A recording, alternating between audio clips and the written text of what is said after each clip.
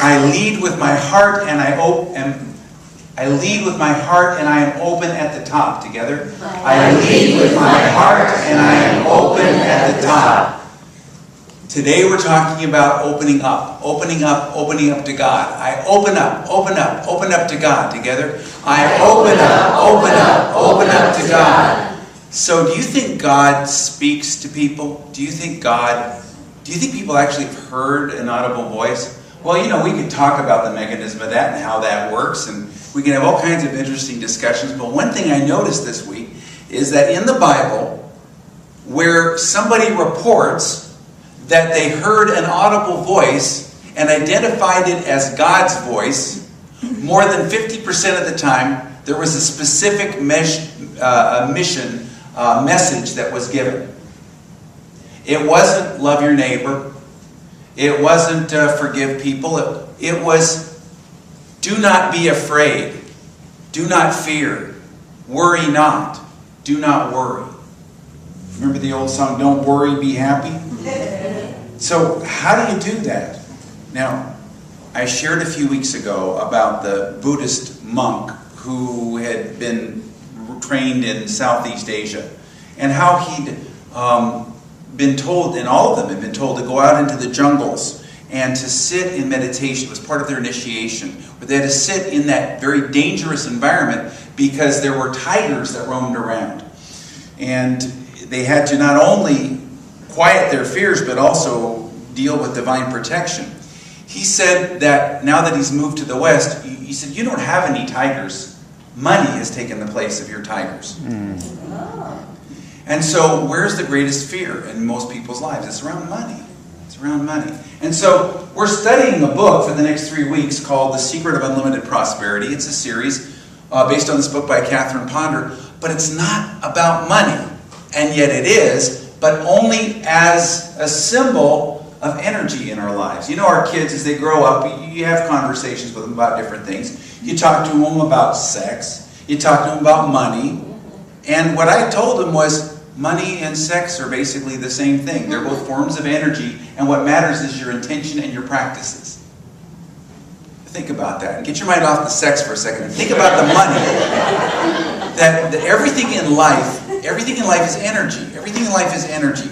You are energy. You want a healing need, it's energy. And what you have to do in order to manifest a healing need is to get out of the idea that your good is fixed in form. My good is not fixed in form. Together? My good is not fixed in form. What do I mean by fixed in form? Fixed in form means there's only a certain avenue. I've got a limited way. It's going to happen this way. I'm going to have an appointment at 11 o'clock on Thursday and see a doctor or go for a job interview, or I'm going to ask this person out for a date or something, and that's my good. That's how it's going to come. And you know what? It never comes exactly that way. You've got to lead with your heart and open up at the top and become open and receptive to an infinite number of ways, of possibilities. Imelda Shanklin wrote, there is no numbering of the avenues through which supply will come to you. Your resource is as far-reaching as the universe itself. You are to expect your supply through all avenues of contact with life, not from one specified point, not from two or more specified points, but from all points of the universe. Your good is now crowding in through you. Your good is now crowding in through you. That's a beautiful image. But it means that you've got to open up. Open up to God. I open up to God. Together, I open up to God. And that means you let go of the limited number of ways that things are going to come to you. I've often shared the story about how I had a really rough landlady back 35 years ago when I was in Los Angeles. And it was the dead of winter, and the temperature gets down into the 30s there, and there was no heat. And she wouldn't fix the heater. She wouldn't fix it at all. So I bought myself a space heater, and I was able to get it about 50 degrees. And I was kind of shivering there, and to get my mind off the shivering, I asked in prayer, God, what should I do? And I, of course, expected an answer. I had an avenue that it was going to come through, and that was, I was going to be told what to do to deal with her. Because she was the source of my good, because she was going to fix my problem.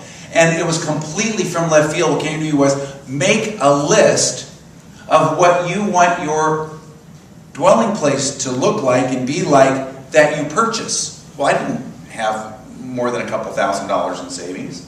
There's no way I could put down a down payment on a house. And I was a little bit resentful of it. Then I thought, well, you know what? It's to get me out of my mind. So with my numb little cold fingers, I made a list of all the qualities, the neighborhood I wanted it to be in, all the different qualities of this place. And I'm not going to go into the story because I've gone into it, and I'll tell you other parts of it in other weeks. But I was in that dwelling place in 2 weeks. Wow. Now, there was no possible way it could happen. I didn't have the money for it, except for they didn't want a down payment. The $2,000 moves you in. I just had to pay the closing costs. So my point being that when you open up to God, unexpected good comes in. Now, we're in the middle of an unexpected income program, but this is about energy. Energy coming forth for every need in your life. And I have shared about my sister being born with her birth defects. My parents didn't know what to do. They didn't know where the answer was going to come from. And my dad received this address of this place called Silent Unity, and they both figured they'd try it, so they asked for prayer, and they got an affirmation. You are God's whole and perfect child, aglow with God's light, life, and wisdom. And my mom used that, and my dad was led to the very first HMO, and the doctor there was led to an experimental treatment, and my sister, once they let her out of the full body cast, it was not expected she was able to walk. But the reason why is because they were open. They were open and receptive. They tried something out. What can you do in the morning? Every morning of your life to open up to God, to open up a channel. You say, well, I don't have time for that. Well, you don't have time not to do that. Something. It doesn't have to be something that is my picture. It can be your picture. What can open you up? So many studies. I wish I had them at the tip of my fingers, because I've read so many studies in psychology about how just somebody taking a certain word or a certain phrase and how it measurably changed the quality of that day. You open up to God. When I was hitchhiking around the country in 72, I also did it in 71, but those stories aren't as good. 72, I did something different. In 71, I wasn't part of this meditation group, but in 72 I was. And I learned a technique, a real simple technique of the good hands with Allstate, you know? But I was visualizing the hands of God like those good hands. And I put myself in the middle of the good hands, hitchhiking like this, with a cone of light that came down. And then I spoke the word of the qualities: divine protection, divine guidance, love, whatever, wisdom. I wish I could remember all of the things I did. It was 40-something years ago, but was it 40-something years ago? I don't know. Anyway, it was a long time ago, and yeah, it was. And it just opened me up, and I had so many adventures. I met 2 medicine men in a 24-hour period, and had these spiritual experiences, and I had this divine protection, and I love telling all these stories. But the point is that it never would have happened, and it didn't happen the year before, unless I'd taken the time to do some spiritual practice to open up to God. You know, there's a story in here about a man at the end of World War II who was in a position where, you know, he was hurting. There wasn't, you know, any openings for him in his life. And he read a book by Gardner Hunting called Working with God. Well, my parents had that book, and they studied it when I was a kid. I still remember that book. It's out of print now, although you can get old copies of it. But he worked with it, and one of the ideas was, wherever you are, it was written in 1934 at the depth of the Depression, wherever you are, you need to start scattering seed. You need to start doing good for other people. You need to start reaching out to other people and giving forth of your good, and also serving other people and doing things with an open-hearted, open-handed, open-minded consciousness like we demonstrated in our meditation.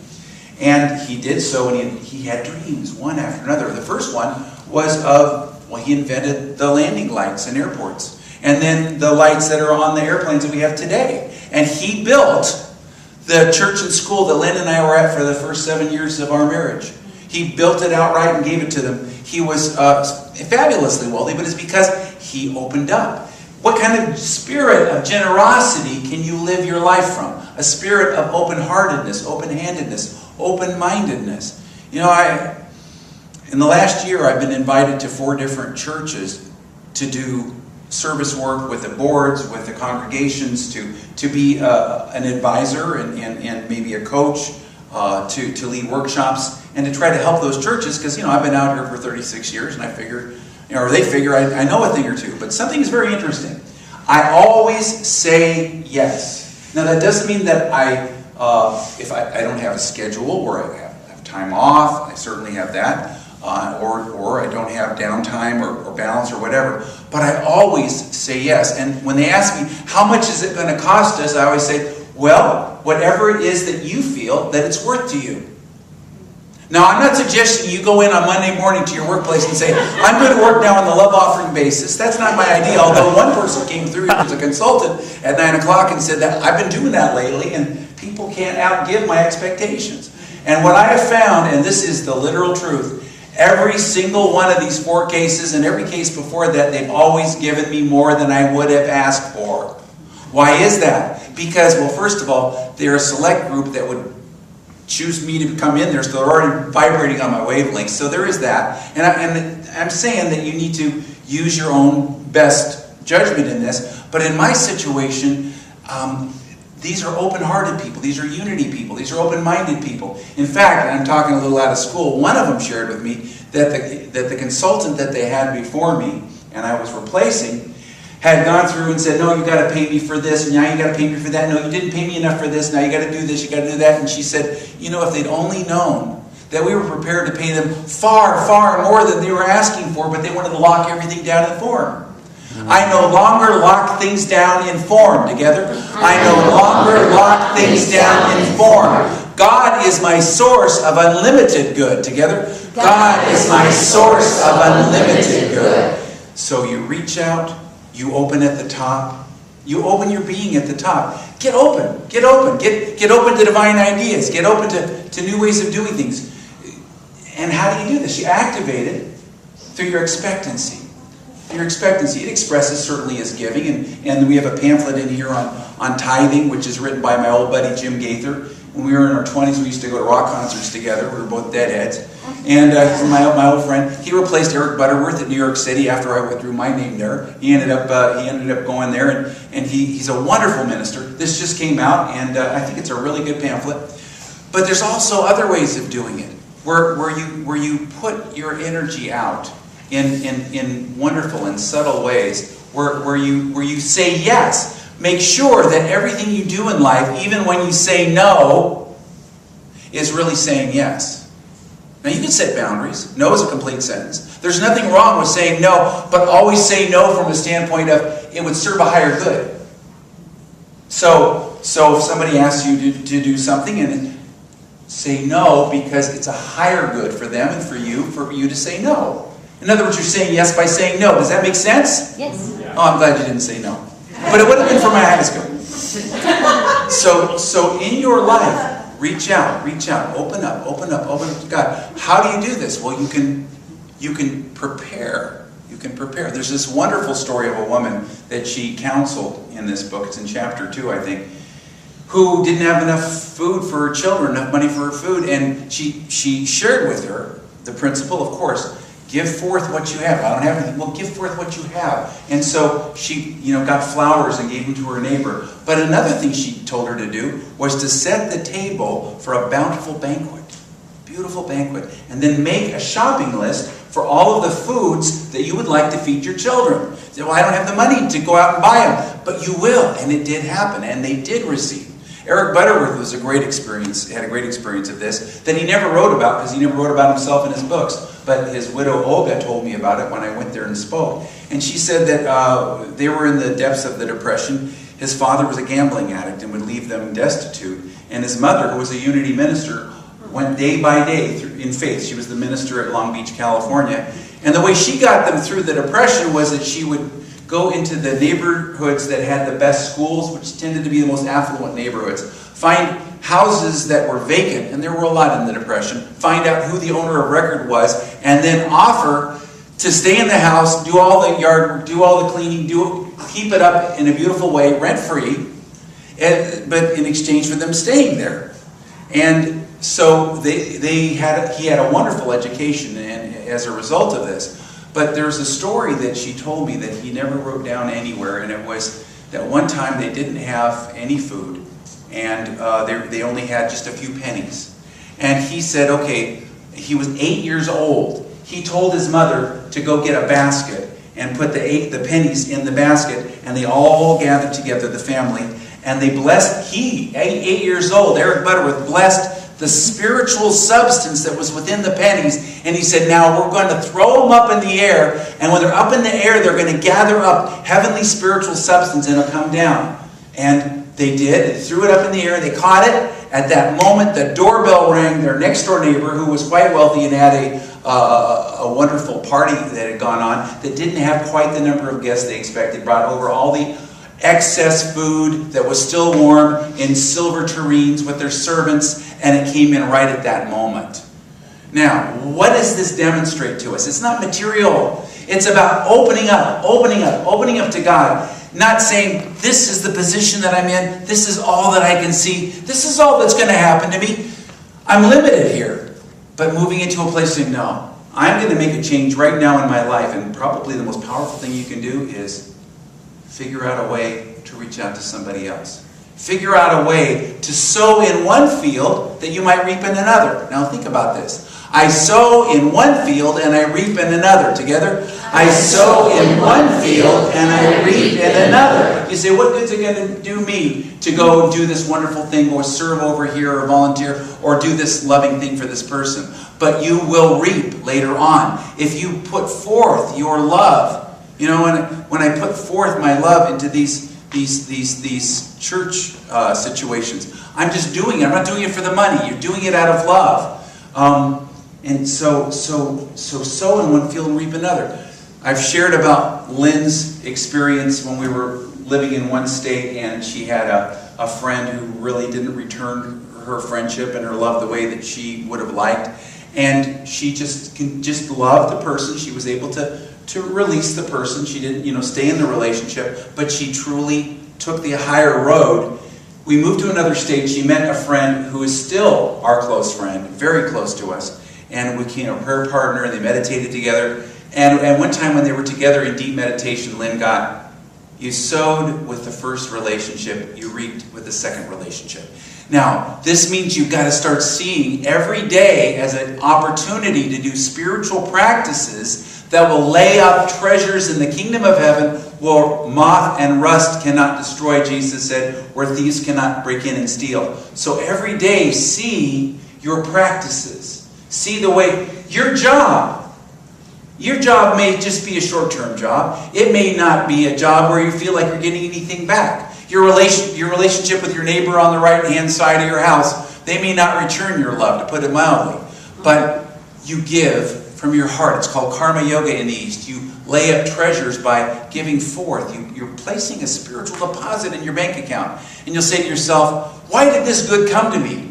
And the reason why down the road it came to you is because you did that act of spiritual service. I remember when I was invited by Olga Butterworth to come to New York City, and I went 3 times, and it wasn't going to be the right thing, but I gave up my whole heart. And I was offered a better position as a result, because people heard about it. I remember many years before that, I applied for a position, and I didn't get it, but another position opened up because they'd heard about me being there. It was far better. And coming here, the week that my good friend B. Salas and I talked on the phone, 3 doors slammed. And they didn't slam quietly, they slammed loud and obnoxiously. And they did that so that I would go, okay, I get it. And so that when she and I were talking, I'd be open at the top. I am open at the top. Together? I am open at the top. But then also lead with your heart. Listen and be aware. I love this story of this woman who made the list of all of those things. And when I was in that situation with that landlord, I wrote all those things down. And now, you don't stay stuck in that either. You've got to be open to the way those things will happen. So you asked that person out and they said no. So you didn't get that job. So that situation didn't quite work out. So you heard some bad news from a doctor, but you know that your good is coming forth because it is all energy, folks. And you are a courageous being. You are a courageous soul. You have the courage to meet every circumstance because you have that good heart. That good heart was placed in you at the beginning. And that courageous heart is a star that is shining for you, but through your spiritual practices. This, you say, well, I don't have time in the morning to take time reading my daily word and sitting quietly. You know what? In fact, you might even think, I tried that once and I woke up from it and came out of it and I felt kind of lousy, and so it didn't work. What you don't know is that 2 days later, when you had this wonderful feeling, you looked out on a field or you looked at some trees and you had this epiphany, this divine idea. Somebody gave you a book. Somebody shared something. You heard something on the radio that was an answer for you. It was because you sowed in that field. So never limit your good. Open up to God. I love this wonderful quote that she has from Charles Fillmore about this. She said, never fix, that means limit, the avenues through which your good is to come. Trying to fix the channel through which your good must come is one of the ways in which your personality shuts off your own supply. So open up to God. What kind of things can you do to do this? You know about the God box, right? You get a God box, you write down the highest good that you have, you're envisioning, and you write this or something better, and you put it in the box, and if you start worrying about it, well then you take it, you carry it around with you, and remind yourself that you're trying to manage your miracle. You can't manage your miracle, you let it go. And I have seen time and time and time again, and I've shared those stories, where just letting it go, doing a simple exercise like that with a God box or a God book, and just letting it go, opens up the possibilities. There's so much more that I could share, but what I want to do right now is invite you to open up your heart, open up at the top, and open up to a new possibility. Let go of your idea of your form as fixed and your sources as limited, and see yourself as that courageous heart. So just open your heart. Open your hands first. Always open your hands to generate, to begin this energy. And feel the tingling in your hands. You can feel the energy. You are the opening, the aperture for all the universal good.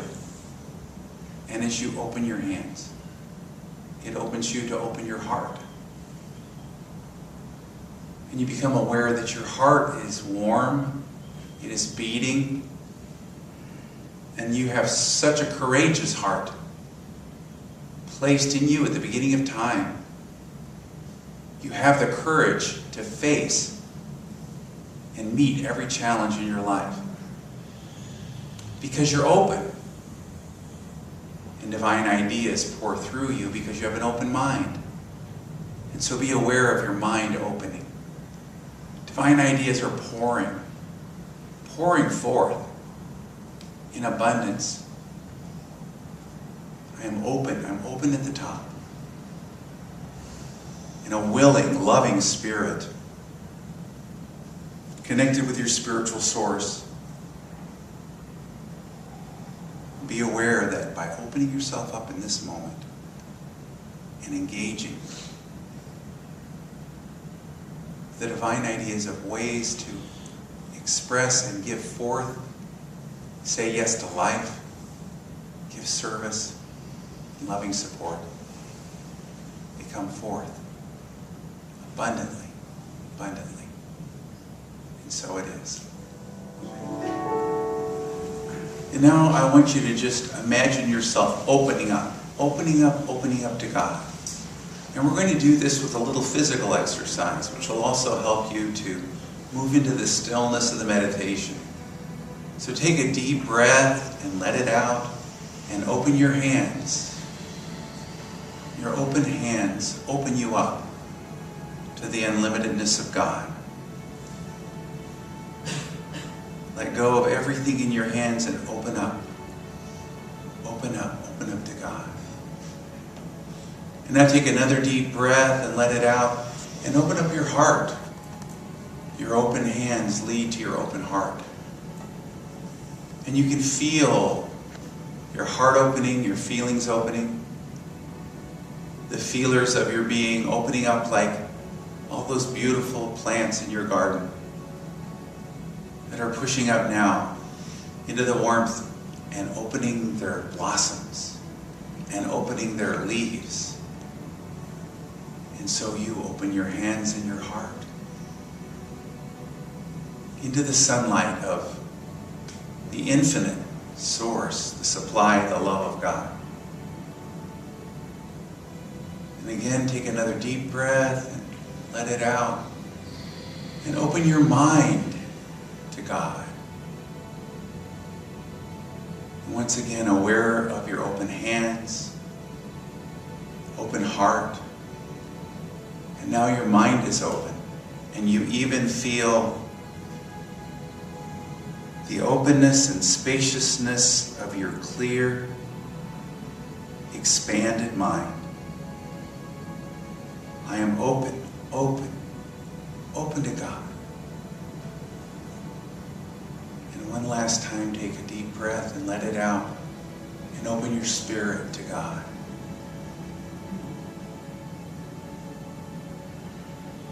Your spirit is the gateway to all of God. Your good hands, your good heart, your good mind, your good spirit, wide open to God. Willing to let go and reach out and find new ways of expressing. I am open to the unlimited possibilities of God. Let me take these words of Catherine Ponder. I do not depend on anyone or any condition for my supply. God is the source of my supply, constantly opening up new channels of good for me. I am open and receptive to my highest good now.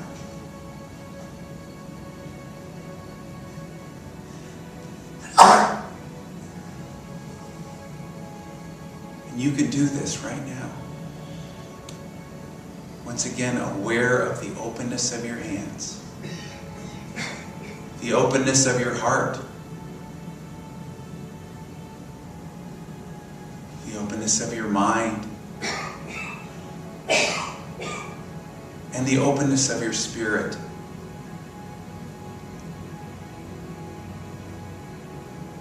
And move yourself and all the conditions of your life into a new place where you're open to unexpected good. Unexpected avenues of good now pouring forth.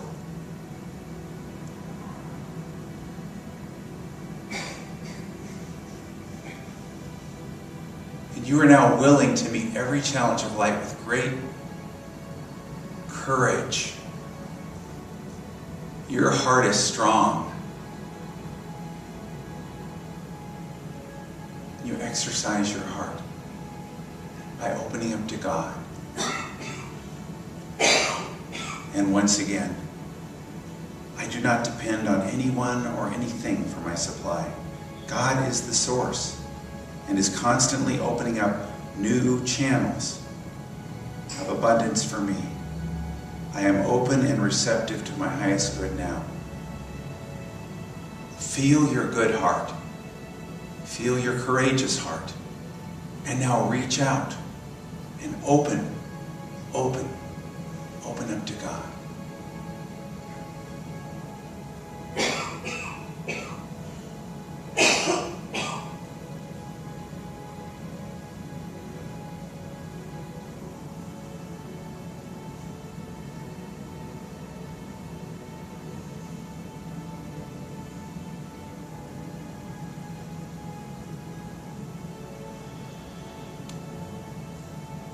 Open hands lead to open hearts, lead to open minds,